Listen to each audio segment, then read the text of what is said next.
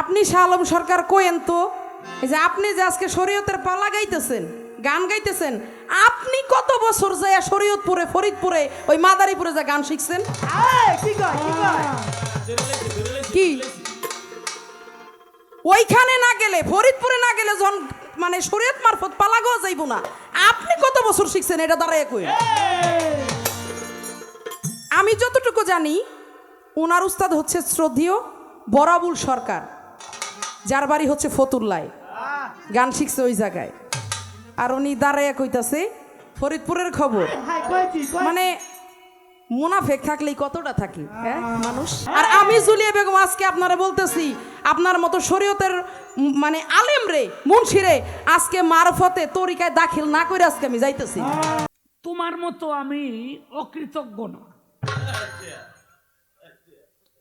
আমি কৃতজ্ঞ ব্যক্তি। এই জন্য যেই এলাকার যেটা সেখান থেকে সেটা শিখি। রাখবে না, আমি যদি কই কুমিল্লার আম ভালো, কেউ মাইনা নিব? আম ভালো হলো রাজশাহী, কি কর? রসমালাই যদি কই যে আমি ইয়ে থেকে আনুম, বিক্রমপুর থেকে আনুম, এই কুমিল্লার রসমালাই মাতৃভান্ডার নাম করে বই রয়েছে না? তো এক এক এলাকার সিলেটের ভালো কি পাটি, তাই না? ফতুল্লার ভালো চিরা। তো যে এলাকার যেটা ভালো হন থেকে ওইটা শিখতে হইব না? এ বলদি কয় কি?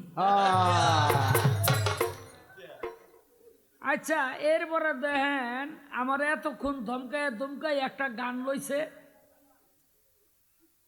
এই রবকে বাদ কি জানি রে, রবকে বাদ তোর মুর্শিদ কোথায়, জানগা কামেল মুর্শিদ ধরে, হ্যাঁ তহিদ সাগরের মাঝে ডুব দিলে মন পাবি তারে, আহম্মদের তালের ডিঙ্গা ঠেকলো মধ্য বালুচরে। এই এটা তোর কোন বাপের গান রে? এই তোর এই বাপের বাড়ি কই? ওরে জিগান তোর এই বাপের বাড়ি কই? ওর এই বাপের বাড়িটা আহম্মদ ফকিরের বাড়িটা পদ্মার হেই পার হই।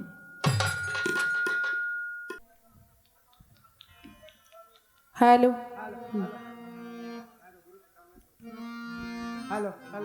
ধন্যবাদ। আমার যাহা কথা ছিল সেই কথার জবাব করে এবার আমার কাছে তিনি খুব চমৎকার প্রশ্ন রাখলেন। মানে ওনার কাছ থেকে তো এরকমই মানে আশা করা যায়। কেন বললাম, অন্য কোনো শিল্পী যদি হয় এত টেনশন থাকে না মাথায়, অত চিন্তাও থাকে না, হ্যাঁ। কিন্তু আমাদের শাহ আলম সরকারের সাথে যখন গান হয় চিন্তাটা কেমন, যে বান্দায় কোত্থেকে যে কি কখন কইয়া ফেলে, কখন যে কি বলে একমাত্র আল্লাহই জানে আর উনি জানে। খুব টেনশনের একটা মানুষ। প্রশ্ন করছে ভালোই, কিন্তু আবার মানে কিছু কথা যে বইলা গেছে।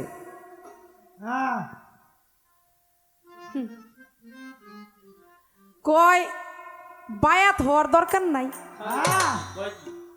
কি কইছে না? মানে বায়াত হওয়া মানে মারিফতে আসার তার দরকার নাই। মারিফতের যে কর্মকাণ্ডগুলো আছে, নিয়ম কায়দা আছে, এগুলো সে করবে না। কয় বায়াত হওয়ার দরকার নাই, গুরুর দরবারে যাওয়ার দরকার নাই, শরীয়তের কর্মকাণ্ড কইরা আমি একবারে জান্নাতে যাবো, বেহেস্তে যাইব।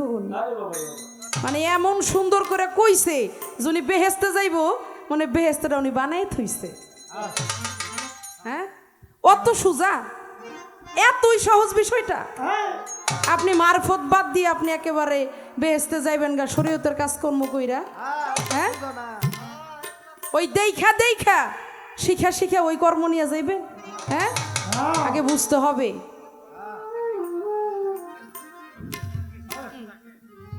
উনি কি কমু ওই মানে 5 পাস কইরা মানে প্রাইমারির ছাত্র হইয়া উনি খবর নিতেছে একেবারে সেই ইউনিভার্সিটি। আরে ভাই রাখেন, আপনার বিষয় বাদ দেন, আগে শরীয়ত করবেন, তরিকত করবেন, হাকিকত করবেন, তারপর মারফতে যায় কর্মকাণ্ডগুলা শিখা ওগুলা মাইনা কইরা তারপর আপনি জান্নাতের আশা করেন।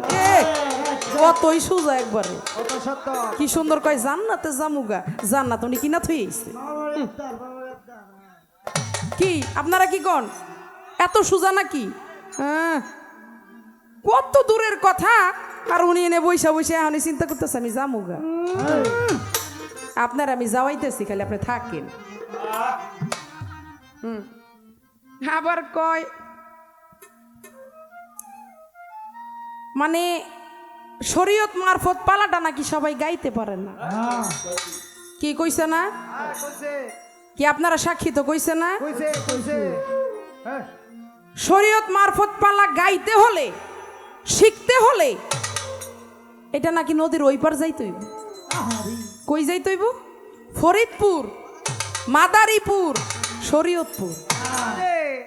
আচ্ছা, আপনার কথা যদি আমি মানি তাহলে আপনি শাহ আলম সরকার কোয়েন তো, এই যে আপনি যে আজকে শরীয়তের পালা গাইতেছেন, গান গাইতেছেন, আপনি কত বছর যায় শরীয়তপুরে, ফরিদপুরে, ওই মাদারীপুরে যা গান শিখছেন? কি ওইখানে না গেলে, ফরিদপুরে না গেলে যখন মানে শরীয়ত মারফত পালা গাওয়া যাইব না, আপনি কত বছর শিখছেন এটা দাঁড়ায় কই? আমি যতটুকু জানি ওনার উস্তাদ হচ্ছে শ্রদ্ধেয় বরাবুল সরকার, যার বাড়ি হচ্ছে ফতুল্লায়, গান শিখছে ওই জায়গায়। আর উনি দাঁড়াইয়া কইতাছে ফরিদপুরের খবর। মানে মুনাফেক থাকলেই কতটা থাকি, হ্যাঁ মানুষ চিন্তা করছেন নি? হ্যাঁ, বাপের কথা থেকে চাচার খবর লইতেছে। যাই হোক, আমি এই বিষয়ে বেশি বেশি কিছু আপনারা বলবো না। আপনি শুধু দাঁড়াইয়া বলবেন যে আপনি কত বছর ওই ফরিদপুর যে গান শিখছেন, শিখে তারপরে শরীয়ত মারফত পালা গাইতেছেন। এই কথা বলার পরে আপনার সাথে আমার আবার মানে এই বিষয়ে কথা হবে। এই সময় এইখানে আমি এটা ক্ষান্ত রাখলাম। আগে জবাবটা দিয়ে নিক বাপের বেটা হইলে, তারপর ওইখান থেকে আমার কথা আছে। কথা কইলেই হইল না, বুঝেন নাই? আলাপ সালাপ করে উনি, আলাপ সালাপ বাদ দিয়ে একটু কামের কথায় আসেন। বুঝতে হবে, মাথা নাড়াই লইব না খালি। গানটা কার লগে খালি মন চাইল আর একটা কইয়া লাইলেন তাই হইব? বিষয়টা মন না, একটু চিন্তা ভাবনা করে গান গাইন। আগে একটা গান গাই শুনেন।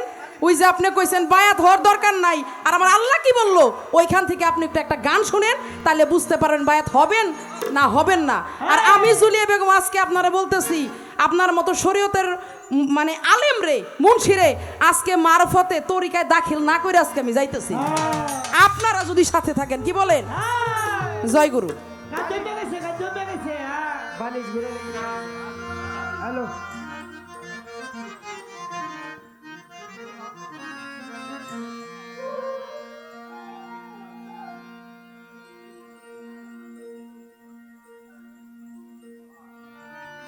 হ্যাঁ বাবা,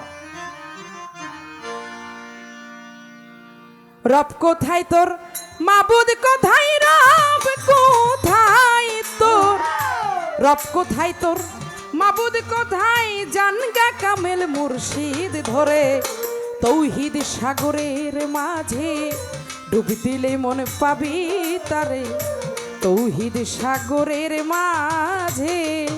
ওরে রব কোথায় তোর,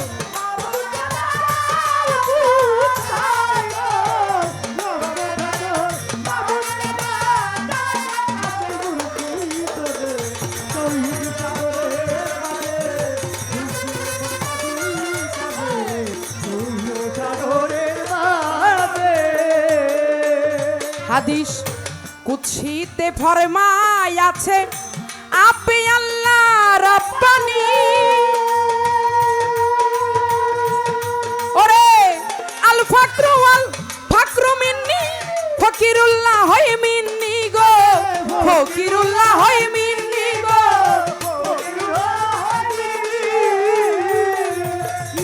ওরে হাদিস কুদসিতে ফরমায় আছে, আপনি আল্লাহ রাব্বানি।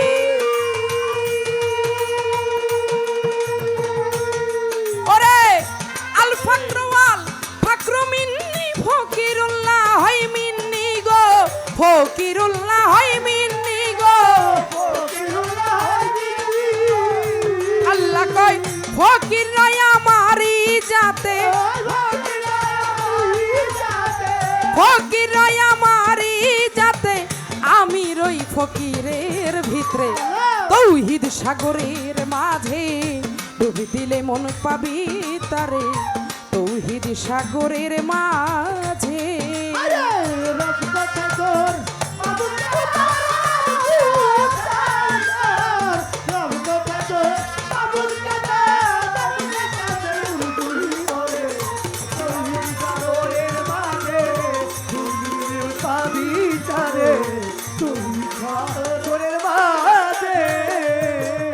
তোমের ঘরে লাগাও চাবি যার যার মুর্শিদের বার যোগ ধরে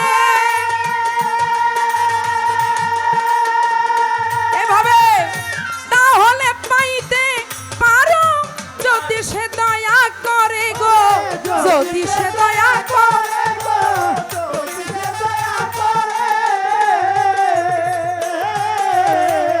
তোমের ঘরে লাগাও চাবি যার যার মুর্শিদের বার জগ ধরে ওরে তুমি তাহলে পাইতে পারো যদি সে দয়া করে গো যদি সে দয়া করে গো ও তুই হরদমে পাবি তারে হরদমে পাবি তারে ওয়াজিবুল ওজুদের ঘরে তৌহিদ সাগরের মাঝে ডুব দিলে মন পাবি তারে তৌহিদ সাগরের মাঝে ওরে রব কোথায় তোর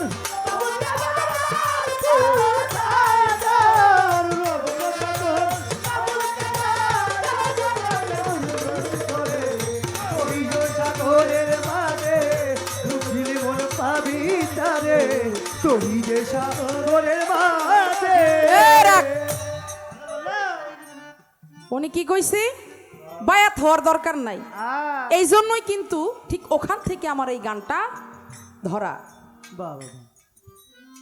হাদিস কুদসিতে কি বলেন বলেছেন হাদিস কুদসিতে ফরমায় আছেন আপনি আল্লাহ রাব্বানি আল ফাকরু মিন্নি ফকিরুল্লাহ হয় মিন্নি এর অর্থ আল্লাহ বলে ফকির হলো আমার ভেদ আমি হলাম ফকিরের ভেদ যেখানে আমার স্বয়ং আল্লাহ তাআলা এই কথা বললেন যে আমি ফকিরের ভেদ ফকির আমার ভেদ তাহলে আপনি এখানে অমান্য করার কে বেশি বুঝে কি আপনি কি আল্লাহর চেয়ে বড় হয়ে গেছেন হ্যাঁ আমার আল্লাহ যেটা বলেছে রাসূল যেটা বলেছে ওইটা আপনি অস্বীকার করবেন আপনি আবার অত বড় কেডা কি হইছে হ্যাঁ এই পৃথিবীর মধ্যে আমার আল্লাহ এবং আল্লাহর রাসূলের বাণী অমান্য করার আমি আপনি আপনার 14 গোষ্ঠীরও কারো ক্ষমতা নাই ঠিক ঠিক ঠিক যেখানে আমার আল্লাহ বলছে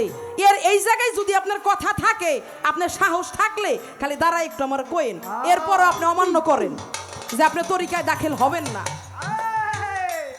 আবার সাধক কি বললেন দমের ঘরে লাগাও চাবি যার যার মুর্শিদের বর্জক ধরে তাহলে পাইতে পারো যদি সে দয়া করে হরদমে পাবি তারে ওয়াজিবুল ওজুদের ঘরে এই কথা কেন বললেন এই যে দমের ঘরে এটা দমের একটা সাধনার কথা বলা হয়েছে আপনি তরিকায় দাখিল হয়ে আপনার গুরুর সেই সুরতটা বর্জকটা সামনে রেখে গুরু আপনাকে যাহা কিছু বলে সেই আদেশ মেনে গুরু আপনাকে যে কর্মগুলা দেয় সেই কর্মগুলা করে ওই কর্মের মধ্যে একটা কর্মের নাম হচ্ছে দম সাধন সেই দমের ঘরে আপনার সাধনা করতে হবে সেখানে যদি আপনি সাধনা প্রাপ্ত হইতে পারেন তাহলে আপনি ওয়াজিবুল ওজুদের ঘরে পৌঁছাইয়া আপনি হরদম মানে আপনি অল টাইম এনি টাইম আপনি আল্লাহর সাথে আপনার একটা লাইন একটা সংযোগ হবে হইয়া যাবে আর এই সংযোগটা হওয়ার জন্য আপনার আগে আপনার গুরুর কাছে যাইতে হবে মানে আমার মতো ফকিরের কাছে আপনার অবশ্যই আসতে হবে আসতে শালম সরকার আপনি যদি বলেন যে আমার আল্লাহরে পাওয়ার দরকার নাই আল্লাহকে চেনার দরকার নাই আমি শুধু আল্লাহর নাম শুনছি আমি নাম শুই নাই আমার কাম হয়ে গেছে। বেশ আমি নাম শুই নাই শান্তি, আমার তারে পাওয়ার দরকার নাই। আপনি যদি অল্পতেই খুশি থাকেন তাইলে আপনার আমার বেশি কিছু কর নাই। আর যদি বলেন যে না, আমি আল্লাহকে দেখতে চাই, চিনতে চাই, তাকে পাইতে চাই আমি, তাহলে ভাই আপনি যত চাপাই মারেন, যত যাই কন, আমার মারফত আপনার আসতেই হবে। এখন আপনি দাঁড়ায় বলবেন আপনি আল্লাহকে দেখতে চান কি চান না, এখানে আপনার কাছে আমার কথা রয়ে গেল। তাই অন্ধ লোকে বুঝবে কি গো সেই প্রদীপেরও ঠিকানা। আরে সকলে কি বুঝতে পারে সে কোন বানের রটনা গো, সে কোন বানের রটনা গো। এইভাবে অন্ধ লোকে বুঝিবে কি সেই প্রদীপেরও ঠিকানা।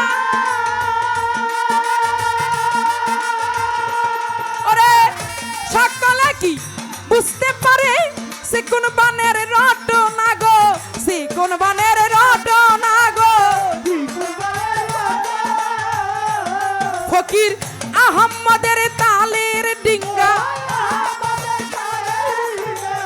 আহম্মদের তালের ডিঙ্গা ডুবলো শুকনা বালুর চরে। তৌহিদ সাগরের মাঝে ডুব দিলে মন পাবি তারে, তৌহিদ সাগরের মাঝে। ওরে রব কোথায় তোর,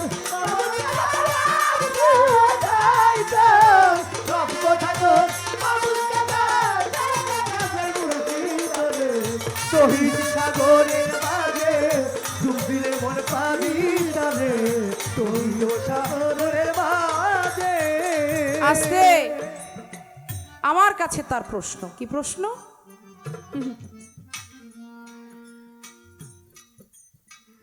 কয় কিছু কিছু মহিলারা নাকি কয় স্বামীর দরকার নাই, বলে কি বলে কি? বাবারে লইয়েই থাক। আচ্ছা, এই যে আপনি আমারে কইলেন যে কিছু কিছু মহিলারা বলে যে আমার স্বামীর দরকার নাই, আমার বাবাকে নিয়েই থাকবো, যে এই কথাটা যে কয় আপনি শুনলেন কেমনে? আমি উত্তরটা দিব, আগে আপনি একটু বলবেন এই কথা আপনি শুনলেন কেমনে? হ্যাঁ, ঘরের বউ কি আপনি হইলেন শরীয়তের আলেম, আপনি একজন আলেম সাবয়া ওই কোন মহিলায় কি কইলো না কইলো কোনাকাংশের মধ্যে জড়প কেন? এই খবরই থাকে, এই খবরই থাকে।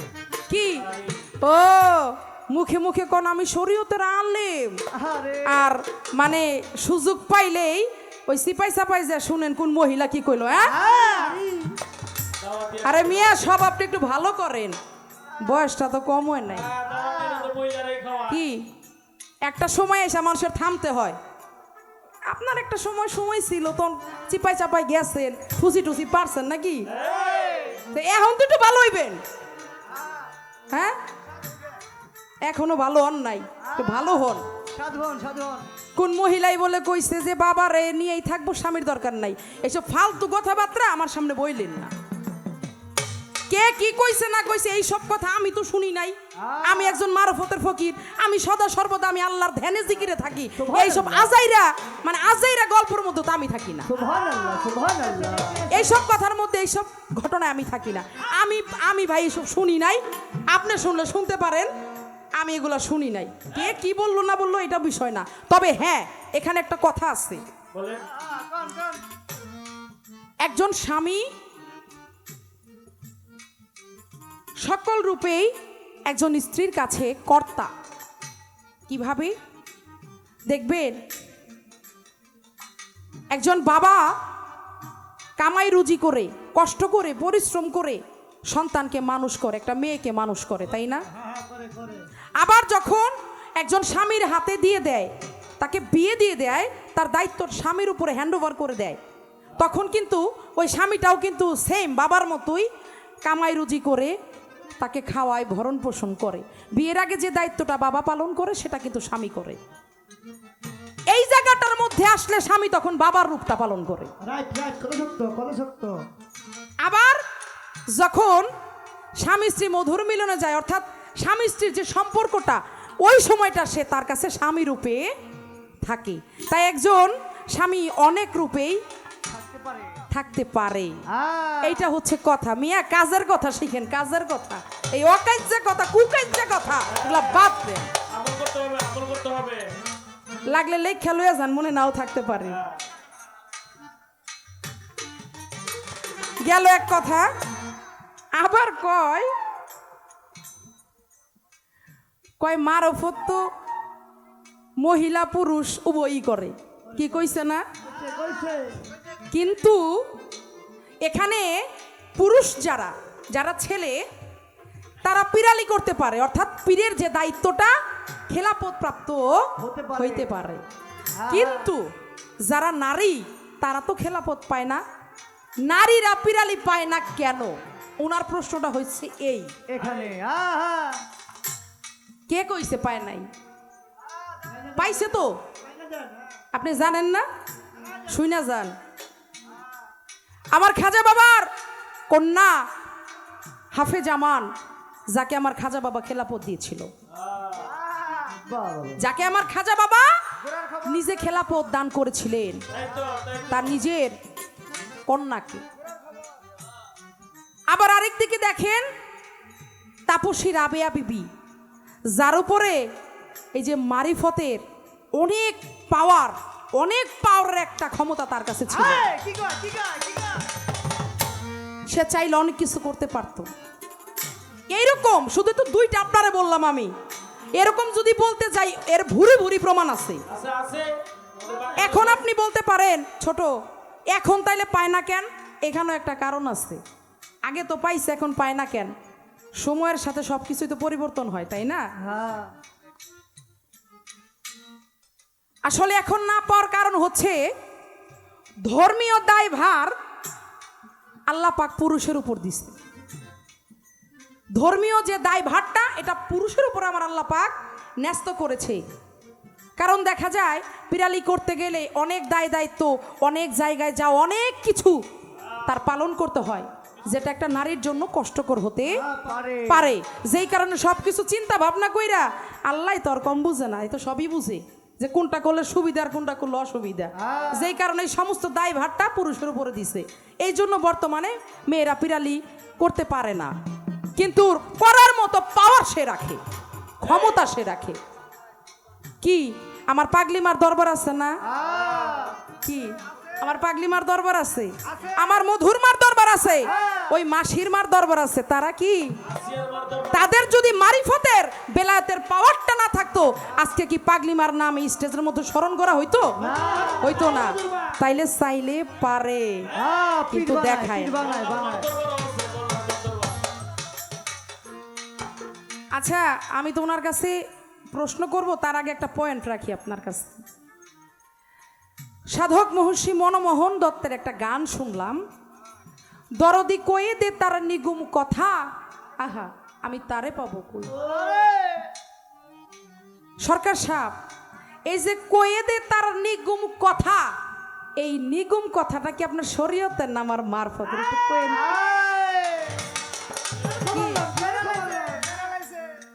এই জায়গায় কইলেই বুঝা যাইবো। হ্যাঁ চাচা, ঢাকা কত দূর? হ্যাঁ কই আছেন আপনি?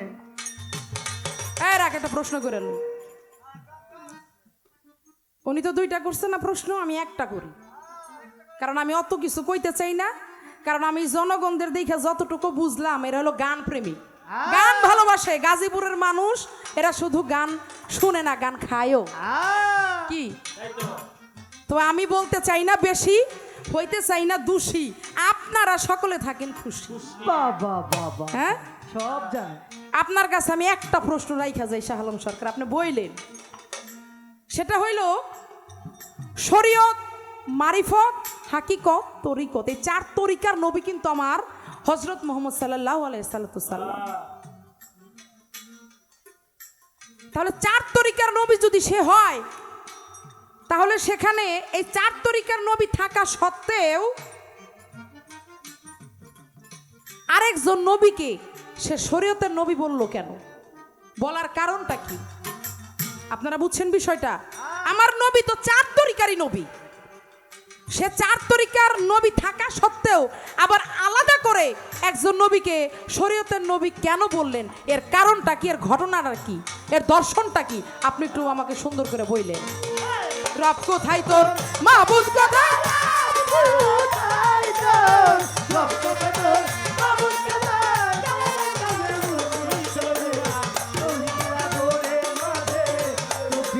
পাবি তারে তুমি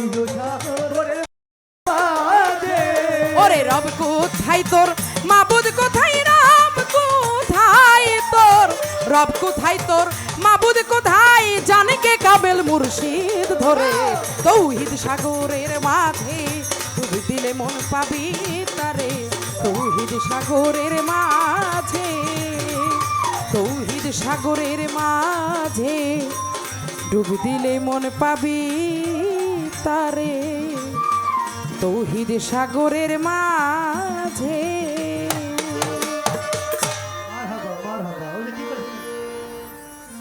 সম্পর্কে আমি যতটুকু জানছি যুদ্ধের ময়দানের কথা বলেছে, কিন্তু জাহাজ আপনার জান্নাতে যাওয়ার জন্য যে বায়াতের প্রয়োজন, এটা কোন বায়াত এটা আমার বলতে দিবেন।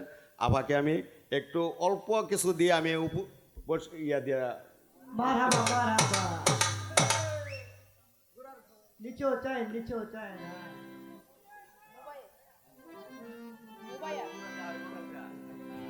ধন্যবাদ জানাই। এক বাবাজি আমাকে 500 টাকা দিয়ে দোয়া করলেন এবং একটি চমৎকার প্রশ্ন করলেন। আসলে প্রশ্নটা আমাদের শালম সরকারের পক্ষে থেকেই হয়েছে, না ওই সম্পর্ক না, মানে ধারাটা, প্রশ্নের ধারাটা পয়েন্টে পড়ে গেছে। খুব সুন্দর কথা আমাকে বললেন যে বায়াত সম্পর্কে। আমি বলেছিলাম ওনাকে, তো ওনার কথাটা হচ্ছে এখানে যে জান্নাতে যাওয়ার জন্য কোন বায়াতটা প্রয়োজন। আমি এত বড় করব না, এটার ঘটনা বলতে গেলে অনেক বড়, অনেক টাইম লাগবে। আমি এক কথা এটার জবাব দিয়ে যাই। সেই বায়াতের নাম হচ্ছে মোবায়াত। এই বায়াতটা আপনি হইলে, এটা পালন করলে আপনি জান্নাতে যাইতে পারবেন। আমি শর্টকাট এটার জবাব দিলাম, চেষ্টা করলাম। ধন্যবাদ।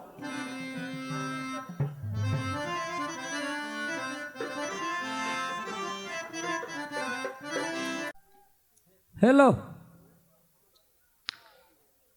এই আগামীতে যখন এই ওরসটা করবেন তখন এই চেয়ার দিবেন না, এই পাটি বিছাই দিবেন,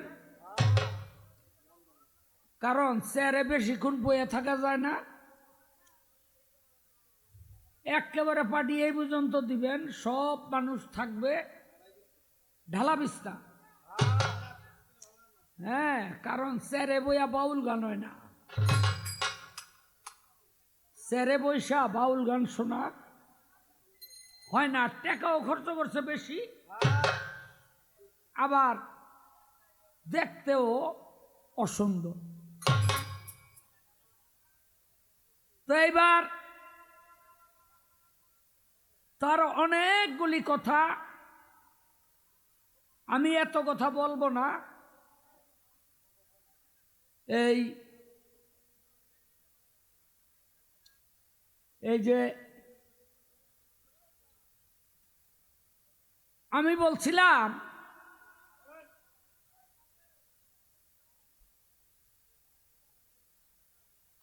বলছিলাম যে শরীয়ত মারফত পালা গান গাইতে হইলে শিখতে হইব গিয়া মাদারীপুর, শরীয়তপুর আর ফরিদপুর।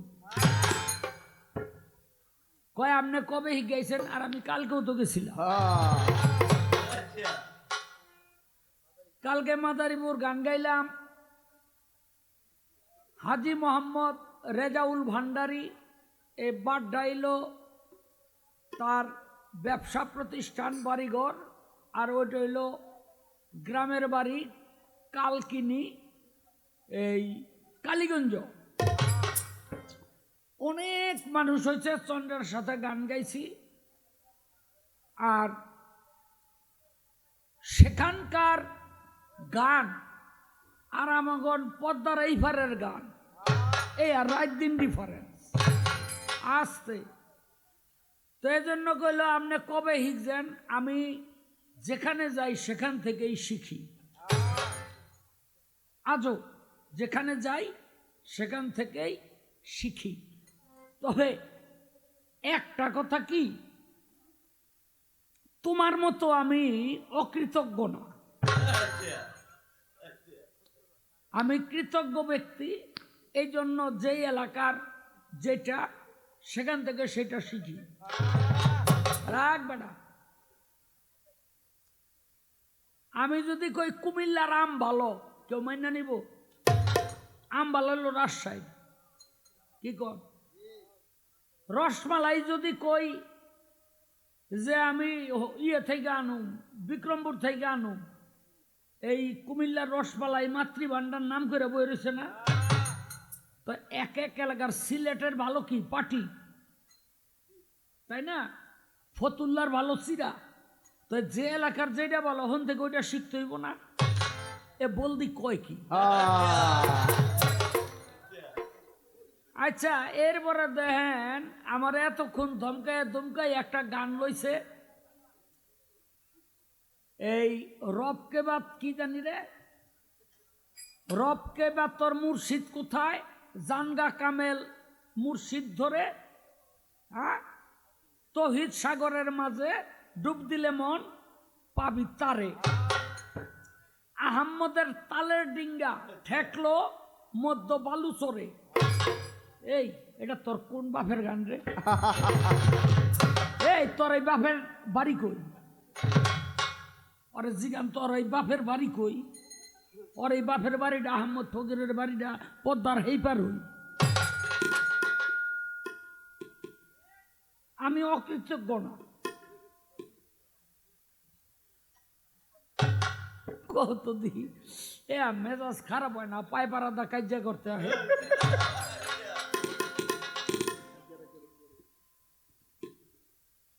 কয় মুরিদ না হইলে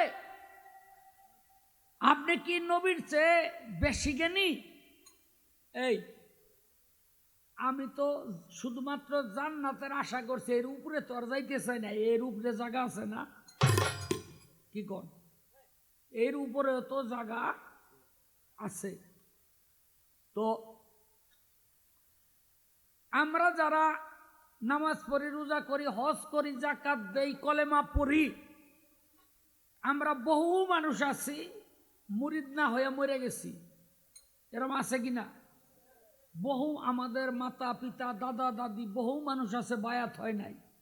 কি তো হেরা যে এই রোজা করলো, নামাজ পড়লো, আল্লাহর কাছে চলে গেল আল্লাহর ডাকে, তো হেরা কি ব্যাগ জাহান নামে জ্বলবো? কি করেন আপনারা? ও কি কয়, আরে পিটের নাকে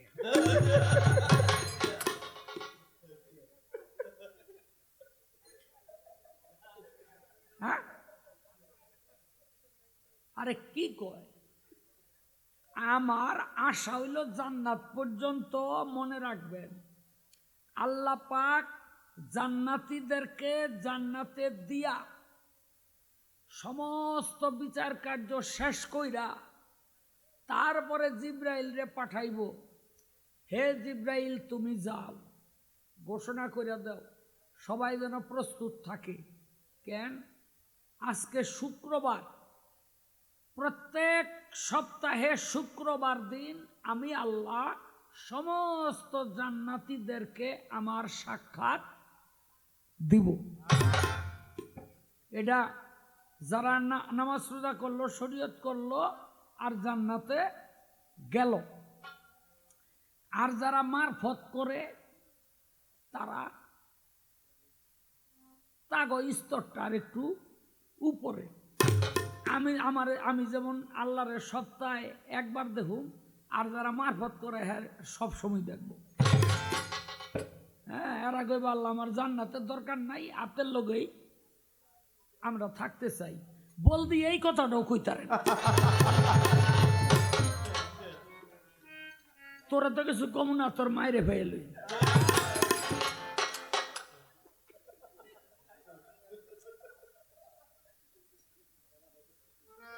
তো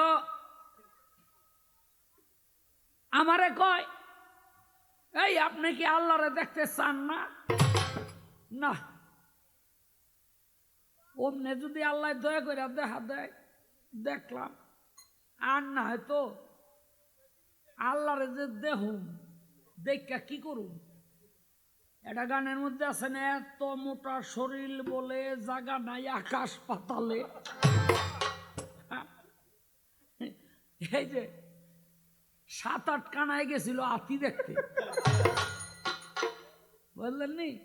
তাই আতি আলাই নিয়ে সাইরা দিছে, দেখ আতি দেখ। ওরা দেখে না চোখে, অগইলে আতি দেখায়। তাই একটাই তো আতাইতে আতাইতে কানের মধ্যে হাত পড়ছে, অনেকটা আতাই হতে কয় আতিটা কুলার মতো রে। আর একটা রাত পড়ছে দাঁতের মতো, সেইটা হাতায় হাতায় কয় আতিটা মূলার মতো রে। আর একটা রাত পড়ছে পায়ের মধ্যে, সেইটা হাতায় হাতায় কয় আতিটা খাম্বার মতো রে। বুঝলেন নি? তাই আমি আতাইয়া, আমার নাই চক্ষু, আমি জান্নাতে যামু 70টা হুরবামু লইয়া হইয়া থাকুম, আমার এটাই বেলা। কিও কয়টা? 70টা। তা 70টা হুরবাম, আর আল্লাহ সপ্তাহে একবার করে দেখা দিব, বাস আমার হয়ে গেল। আমার অত আশা নাই। হ্যাঁ, আচ্ছা, এই যে এত আল্লাহরে দেখতে চান না, আল্লাহ দেখতে রম, আল্লাহ এই সেই বহুত কিছু। এর আগে একটা গানও গাইলো, আল্লাহরে নাচে নিয়ে সেজদা হইব না, আল্লাহরে না দেখা সেজদা দিলে হইব না। এই তুমি কইও তো আল্লাহর রূপটা কি, দেখতে কেমন লাগে? আল্লাহরে দেখতে কেমন? খালি আল্লাহ আল্লাহ করতেছ। আল্লাহরে দেখতে কেমন দেখেন, মনে রাখবেন, বাইং মাছ আর কুচ্চা মাছ একরকম। কি একরকম না? আচ্ছা, এই ট্যাংরা মাছ আর গুলশা মাছ দেখতে একরকম, একরকম না? এই যে শিং মাছ, মাগুর মাছ দেখতে একরকম। এখন যে শিং মাছ দেখে নাই তারে মাগুর মাছ দেখাইলেই চলবো, যে এরকম ওই শিং মাছটা। আর যে ট্যাংরা দেখে নাই, গুলশা দেখছে, তারে দেখাইলেই চলবো এরকম। এরকম একটা মেশাল দেওয়া যায়। তুমি আজকা কোন মেশালটা দিয়ে আল্লাহরে দেখাইবা, এইটা আমি খালি একটু দেখতে চাই। হয়তো আল্লাহ দেখাইবা, আর না হয়তো কইবা যে আল্লাহরে দেখানোর ক্ষমতা আমার নাই। আমি যে রাত ভরে কান্নাকাটি করতেছি খামা খাই। হ্যাঁ, এই আমি একটা কথা কইছিলাম যে বাবা লইয়াই থাকুম, আমার স্বামীর দরকার নাই, এরকম মহিলাও আছে। আপনি কেমনে জানেন? আরে কই, আমি একটা আলেম মানুষ, কত ধরনের কত ধর্মীয় ফায়সালা লইয়া আমার কাছে আহে।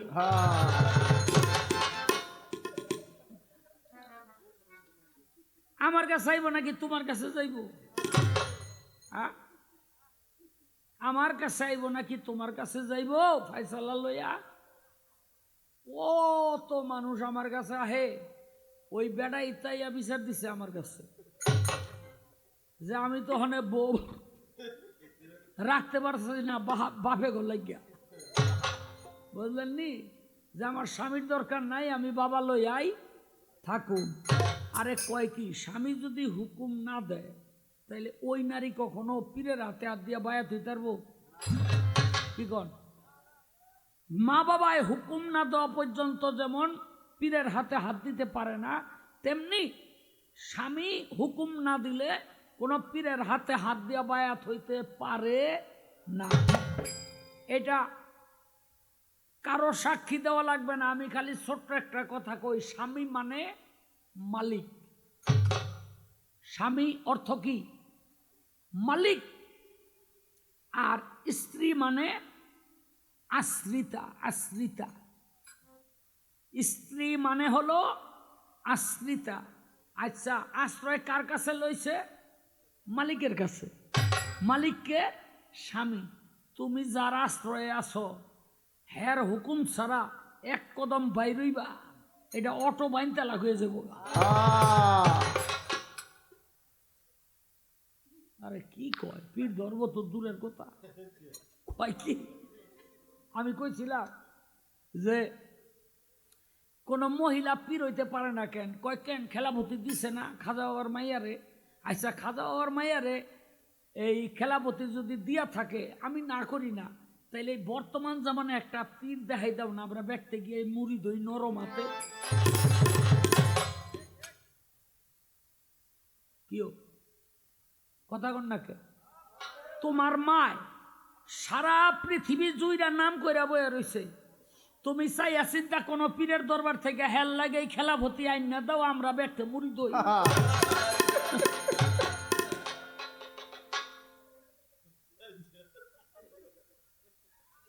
কি কয় না কয়? হ্যাঁ,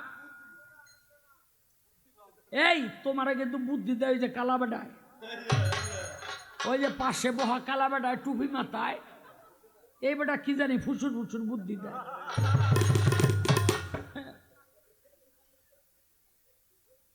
যাক, এখানে আমারে কয় কি, এই একটা প্রশ্ন করছে। প্রশ্নটা কি?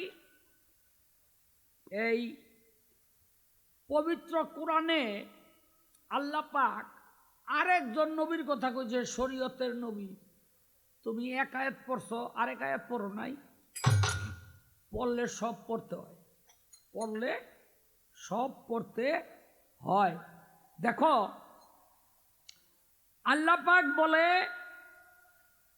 তোমাদের প্রত্যেক দলের জন্য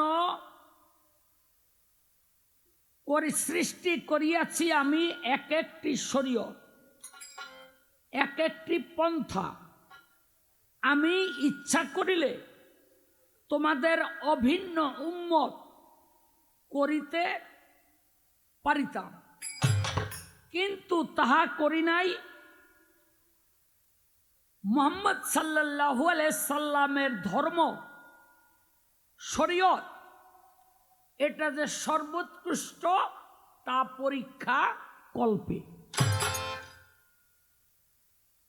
সূরা মায়েদা 48 নম্বর আয়াত। তাইলে আদমকে এখানে শরীয়তের নবী কইছে, মুসাকে শরীয়তের নবী কইছে, ঈসাকে শরীয়তের নবী কইছে, ইব্রাহিমকে শরীয়তের নবী কইছে, ইসমাইলকে শরীয়তের নবী কইছে, দাউদকে শরীয়তের নবী কইছে, জুলকারনাইনকে শরীয়তের নবী কইছে, জুলকিফলকে শরীয়তের নবী কইছে। 312 জন নবী, সবাইকে শরীয়তের নবী বলা হয়েছে এই একটা আয়াতের মাধ্যমে। মনে রাখবেন আয়াতটা কি? সূরা মায়েদা 48 নম্বর আয়াত। আল্লাহ কি বলে?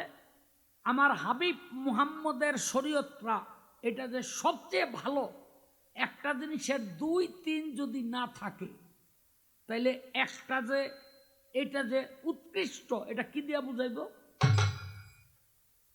এটা বুঝাইতে হইলে কয়েকটা জিনিস থাকতে হইব একই ধরনের নাকি?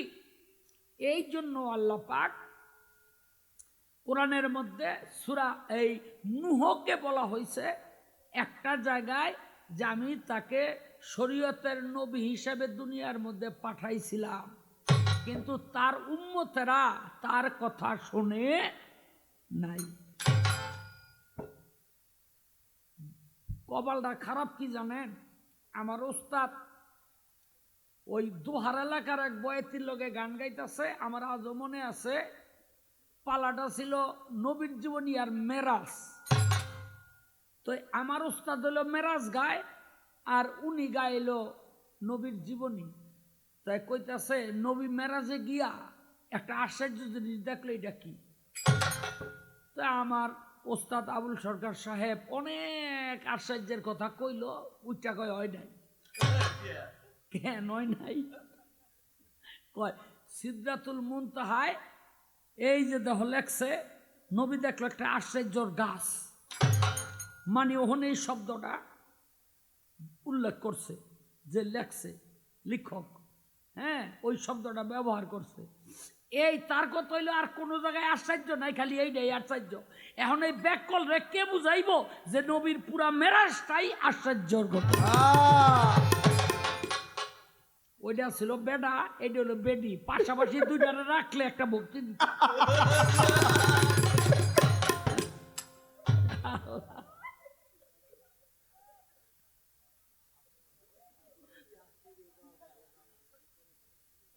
যাক, এই একটা গান গাই, গানটা নতুন, কোন জায়গায় গাই না, আজকে গাবো গানটা। সুরে দর সুরে।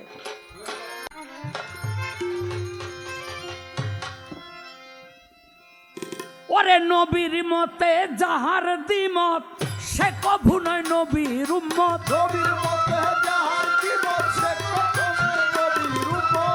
নবীর মতে যাহার দ্বিমত, সে কভু নয় নবীর উম্মত।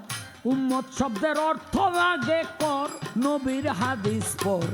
থাকে যদি জাহান্নামের ডর, থাকে যদি জাহান্নামের ডর, নবীর হাদিস পর।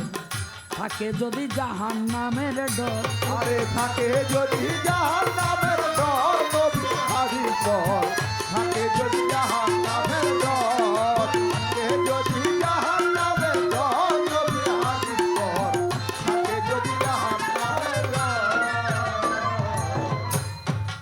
ও মিয়া সাহেবেরা,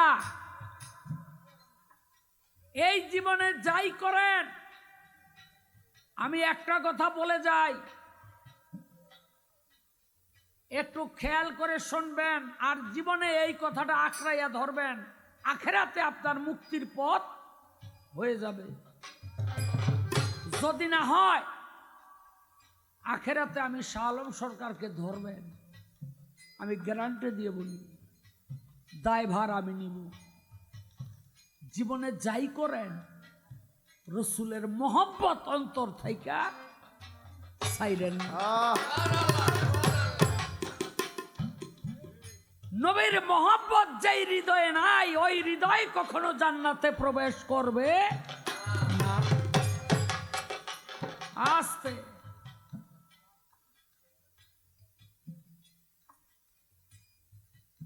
এই পৃথিবীতে 4টা মাযহাব, আরে বাবারা, এই পৃথিবীতে 4টা মাযহাব, ইমাম মালিকি, ইমাম শাফিঈ, ইমাম হাম্বলি, ইমাম হানাফি। এই যে বাংলাদেশের এত মুসলমান, অধিকাংশ মুসলমান হলো হানাফি মাযহাবভুক্ত। আমাদের ইমাম, ইমাম আবু হানিফা।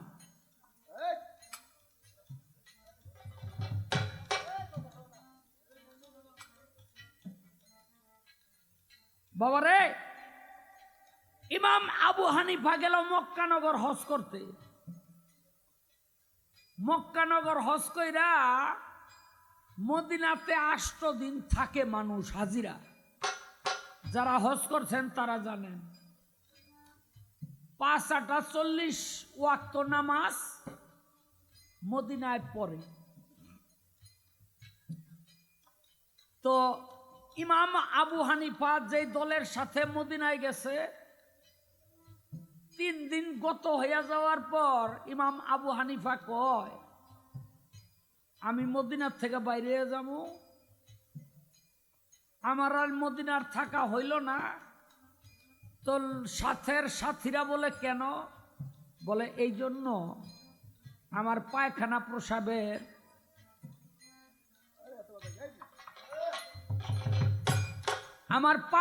প্রসাবের খুব চাপ দিছে। আচ্ছা, মদিনায় কি পায়খানা প্রসাব করার জায়গার অভাব? কি মদিনার মানুষ পায়খানা প্রসাব করে না? করে। তো সাথীরা বলে আপনি মদিনা ছেড়ে যাইবেন গা, তো এখানে তো পায়খানা প্রসাব করার জায়গার অভাব নাই। ইমাম আবু হানিফা বলে ভাই রে,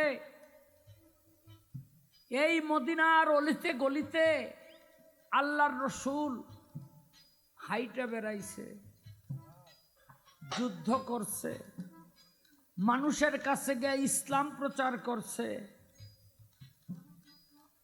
আমি আজ পায়খানা করলাম, প্রসাব করলাম এমন একটি জায়গায়, এমনও তো হতে পারে আমি যেই জায়গায় পায়খানা করলাম, প্রসাব করলাম, ওই জায়গার মধ্যে আমার হুজুর করিম সাল্লাল্লাহু আলাইহি সাল্লামের কদম মুবারক পড়ছিল। ও ভাইয়েরা, আমি আখেরাতে কেমনে মুখটা দেখামু? নবী যদি আমারে কয় হানিফারে তুই যে জায়গার মধ্যে পায়খানা করলি, প্রসাব করলি, ওই জায়গার মধ্যে আমি রসুলের কদম পড়ছিল, তুই কি দেহস তাই?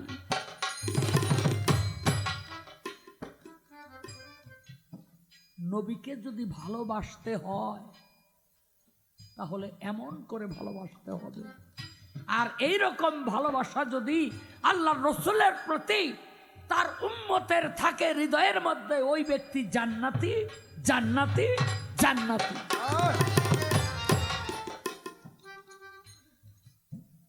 ইমাম আবু হানিফা বলে ভাইয়েরা আমার যাবার সময়, মানে এখন দুনিয়া ছেড়ে যাবো গা। তো ভক্ত কইতাছে আমার ছেলের ঘরে বা মেয়ের ঘরে কোনো নাতিপতি যদি হয়, নাতি নাতিন, আমার কবরের কাছে নিয়া তাকে প্রসাব করাইবা।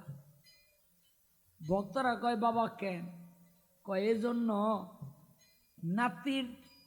নাতনির প্রসাব নানা দাদার গায়ের মধ্যে লাগবে, এটাও রসুলের সুন্নত। আমার জীবনে এমন কোন সুন্নত নাই রসুলের বাদ পড়ছে, এই একটা সুন্নত বাদ আছে।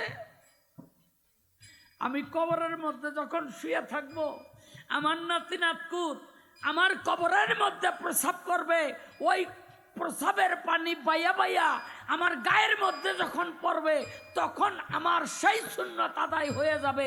তা না হলে আল্লাহ রসুলের একটা সুন্নত বাদ রাইখা আমি আখেরাতের ময়দানে রসুলের সামনে কেমনে দাঁড়ামু?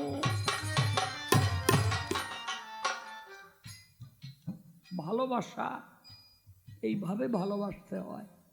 হ্যাঁ, পীরের হাতে হাত দিলেই আপনি জান্নাতে যাবেন, আল্লাহরে পাইবেন এমন কথা না। কত এরকম হাত দেওয়ালা জাহান্নামে যাইতেছে গা। এই পৃথিবীতে ভালোবাসা ছাড়া কোনো কিছু নাই। যেই যা করি আমরা, ভালোবাসায় যদি ঘাটতি থাকে তাহলে সেই আখেরাতেও ঘাটতির মধ্যেই পড়তে হবে। যদি জাহান্নামের ঘর নবীর হাবিব থাকে, যদি জাহান্নামের ঘর থাকে, যদি জাহান্নামের ঘর নবীর হাবিব থাকে, যদি জাহান্নামের ঘর।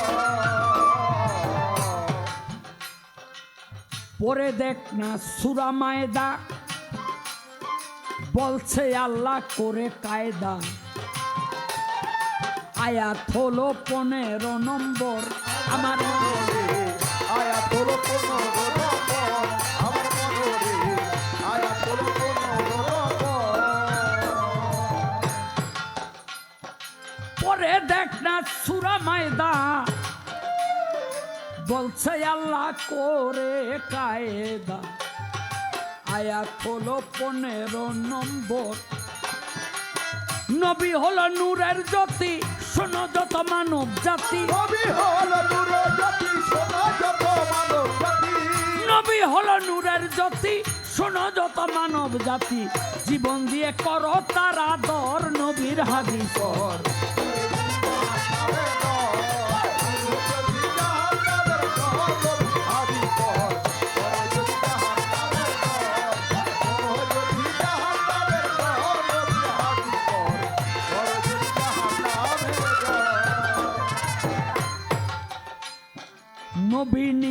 অপব্যাখ্যা, যে করবে তার নাই রে রক্ষা, চরম শিক্ষা পাবে মরার পর। আমার মনোরে চরম শিক্ষা পাবে মরার পর, আমার মনোরে চরম শিক্ষা পাবে মরার পর। ওরে নবীনী আয় অপব্যাখ্যা, যে করবে তার নাই রে রক্ষা, চরম শিক্ষা পাবে মরার পর। এলো হাদিস লাকাত জাকুম রাসূল মিনান ফুসাকুম, এলো হাদিস লাকাত জাকুম রাসূল মিনান ফুসাকুম, এলো নাকুম হাদরাকুম রাসূল মিনান ফুসাকুম। ওহাবিদের কাছে নাই খবর নবীর হাদিস পর পরে জাহান্নামের ঘর, থাকে যদি জাহান্নামের ঘর, নবীর হাদিস পর থাকে যদি জাহান্নামের ঘর, থাকে যদি জাহান্নামের ঘর, নবীর হাদিস পর থাকে যদি জাহান্নামের ঘর। শাহ আলম সরকার বলে যে নবীর মতে চলে, তার দুই গালে মারো চর থাপ্পড়। আমার মনোরে তার দুগালে মারো তোর থাপ্পড়, আমার মনোরে তার দুগালে মারো তোর থাপ্পড়। শাহ আলম সরকার বলে ওরে যে নবীর বিরুদ্ধে চলে, তার দুই গালে মারো চর থাপ্পড়। ওরে আব্দুল্লাহ ইবনে উবাই, তার কথা তো জানেন সবাই। আব্দুল্লাহ ইবনে উবাই, তার কথা তো জানে সবাই। আব্দুল্লাহ ইবনে উবাই, তার কথা তো জানেন সবাই। আল্লাহ বেজান ছিল যার উপর নবীর হাদিস পর থাকে যদি জাহান্নামের ঘর, আরে থাকে যদি জাহান্নামের ঘর, নবীর হাদিস পর থাকে যদি জাহান্নামের ঘর, আরে থাকে যদি জাহান্নামের ঘর, নবীর হাদিস পর থাকে যদি জাহান্নামের ঘর। ওরে নবীর মতে যাহার দিমত, ওরে নবীর মতে যাহার দিমত, ওরে সে কভু নয় নবীর। ওরা নবীর মতে যাহার বিপদ, সে কভু নয় নবীর উম্মত। নবীর মতে যাহার দিমত, সে কভু নয় নবীর উম্মত। উম্মত শব্দের অর্থ আগে কর নবীর হাদিস পর থাকে যদি জাহান্নামের ঘর, আরে থাকে যদি জাহান্নামের ঘর, নবীর হাদিস পর থাকে যদি জাহান্নামের ঘর, থাকে যদি জাহান্নামের ঘর, নবীর হাদিস পর থাকে যদি জাহান্নামের ঘর, থাকে যদি জাহান্নামের ঘর, নবীর হাদিস পর থাকে যদি জাহান্নামের ঘর।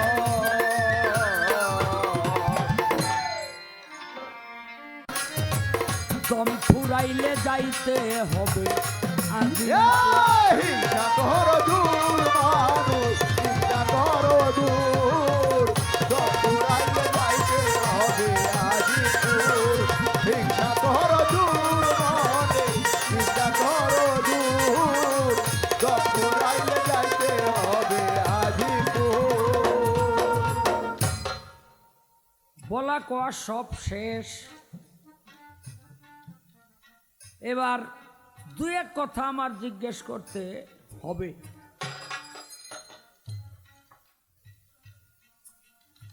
এই হাদিস পড়তে পড়তে পাইলাম কানা, লুলা, ন্যাংরা এরা কখনো পীর হতে পারবে না।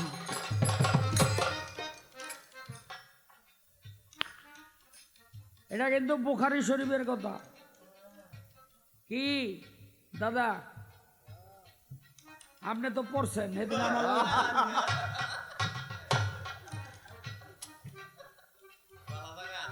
বুঝলেন নি? এখন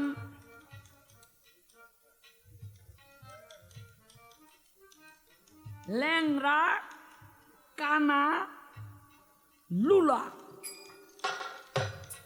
এরা যদি সাধন ভজন কইরা পীরের পায়রবি কইরা উপযুক্ত হয়, তাইলে এরা পীর হইতে পারবো না কেন? হ্যাঁ গো, হাতে দোষটা কি, পায়ে দোষটা কি, চোখে দোষটা কি? হ্যাঁ? পারবো না। তুই পাইরা হরা বাজাস আর হ্যাঁ না পাইরা গান গায়।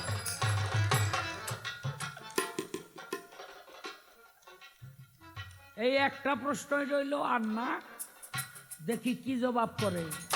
এই হিংসা ধর দূর মানুষ, হিংসা ধর দূর, যন্ত্রাইলে যাইতে হবে হাজিপুর।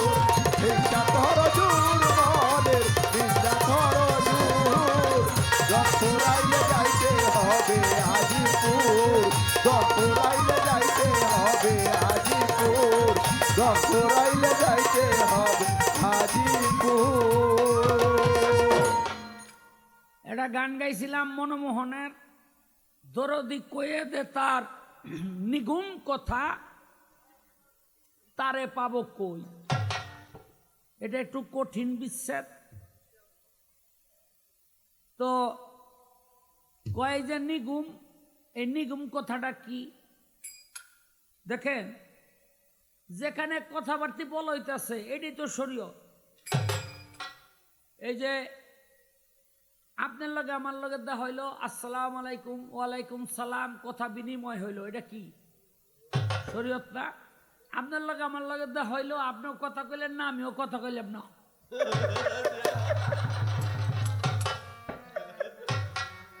এটা হলো মারফত।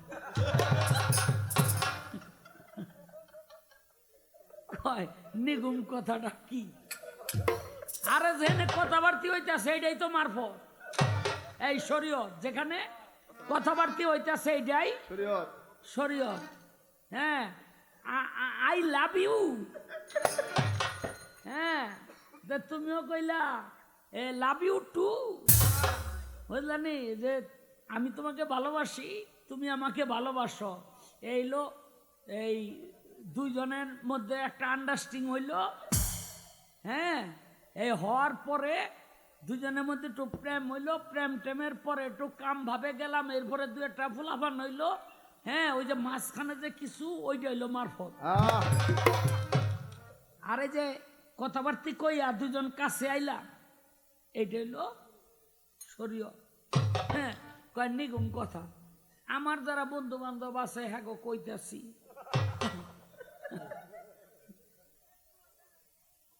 আর যেই কথা মুখে কোন যায় না ওইটা হইল মারফত।